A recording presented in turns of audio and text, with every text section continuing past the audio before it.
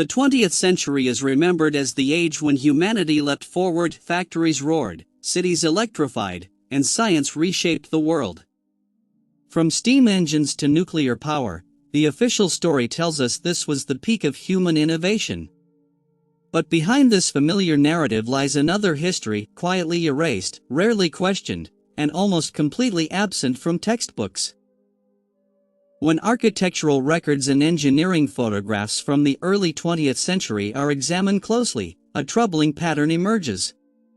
Rather than a continuous rise in technology, the century of world wars also appears to have been a period of deliberate technological dismantling.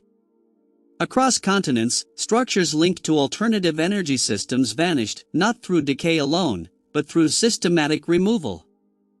Europe, often praised for preserving its heritage, was no exception. The difference was not whether destruction happened, but how. In some regions, ancient or misunderstood structures were demolished openly. Elsewhere, especially in Western Europe, the process was subtle. Buildings were quietly declared unsafe, outdated, or incompatible with modern urban planning. Renovations stripped them of function. Demolitions left no public debate. What remained was the illusion of progress masking a silent retreat. For decades, few noticed. To grasp the scale of what was lost, one does not need access to secret archives. A simple visit to a public location in France is enough. In a quiet suburb near Lille stands a contemporary cultural complex, cinema, exhibitions, cafes. To most visitors, it is an unremarkable modern building. Yet archival photographs from the 1930s reveal a radically different structure once occupied the same ground. That earlier complex was also described as a leisure space, but its design defies such a simple label. Rising among landscaped paths were tall pillars crowned with metal rings, and at the center stood a massive domed tower. Official descriptions called it a dovecot, but its construction tells another story entirely. This was not a light garden structure. Its weight rested on 4 heavy load-bearing supports, designed to handle significant stress. No windows suggested habitation. No internal spaces implied constant human activity. Something operated there, something powerful enough to require isolation and protection. The metal rings mounted on the tower and surrounding pillars were not decorative. They were precisely aligned, angled toward one another, forming a coherent spatial system. This was not architecture for beauty, it was geometry for function. The layout resembles a resonance circuit more than a park installation. Atop the dome stood vase-like elements often dismissed as ornamentation. Yet similar forms appear repeatedly in historical imagery worldwide.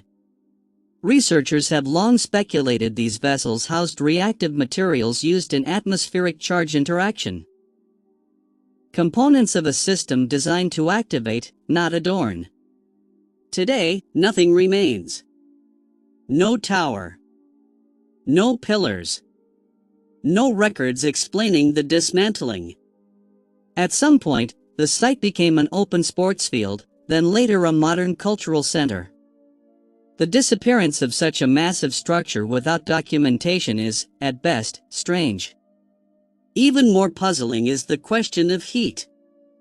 The original complex was constructed largely of metal.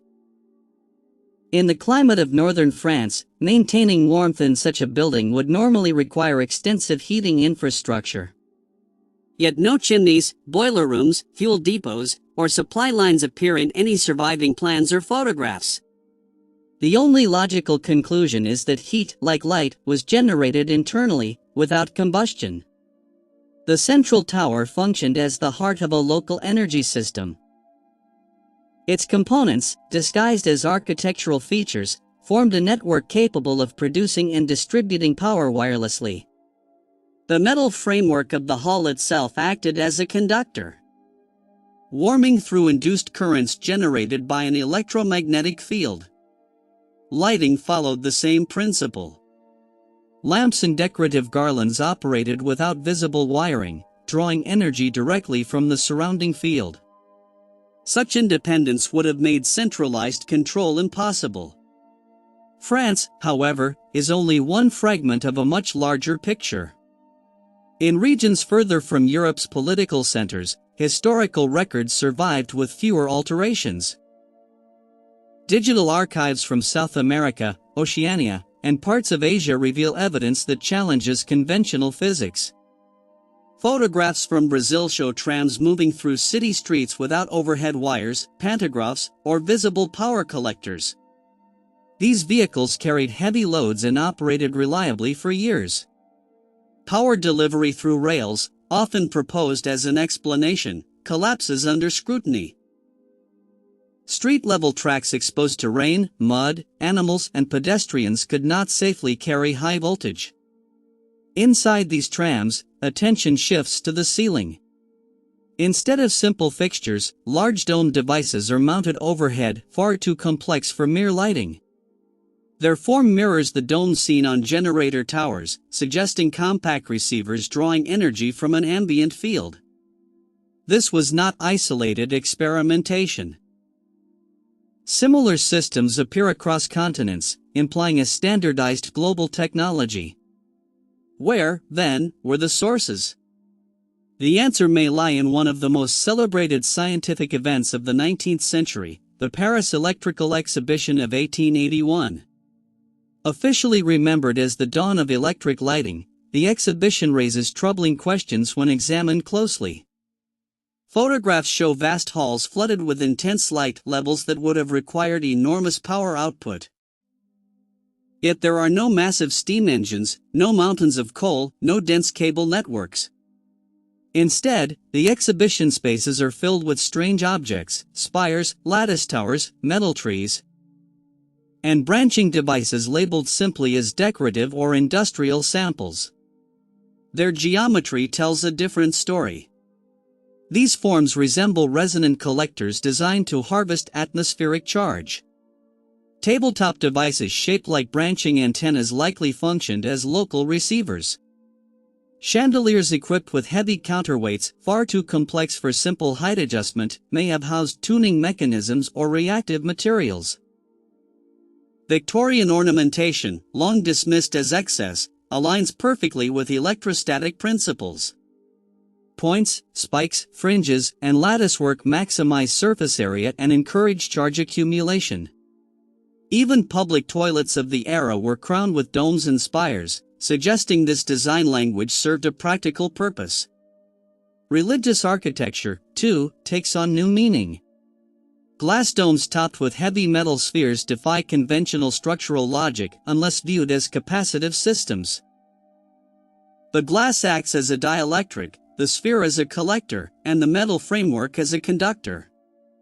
Roof fringes function as distributed discharge points, increasing ionization and system efficiency.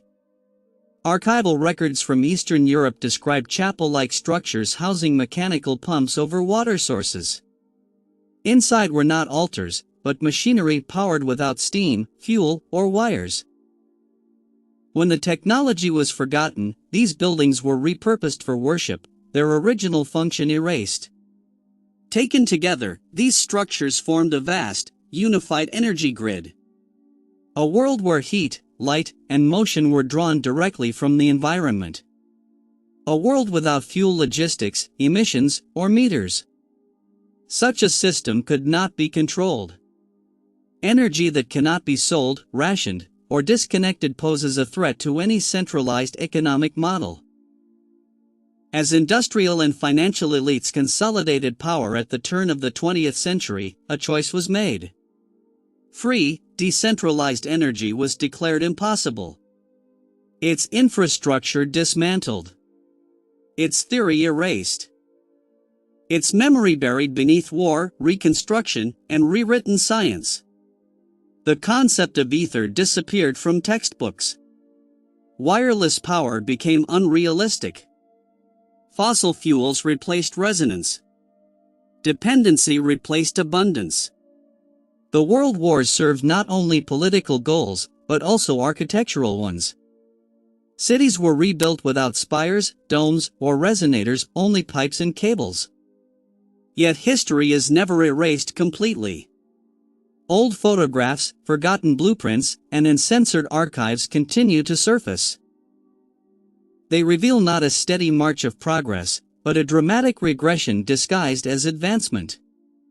The question remains: do we accept the story we were taught, or do we acknowledge that humanity once lived in a world far more advanced and far more free than the one we inhabit today? The evidence is there. What we choose to see is up to us.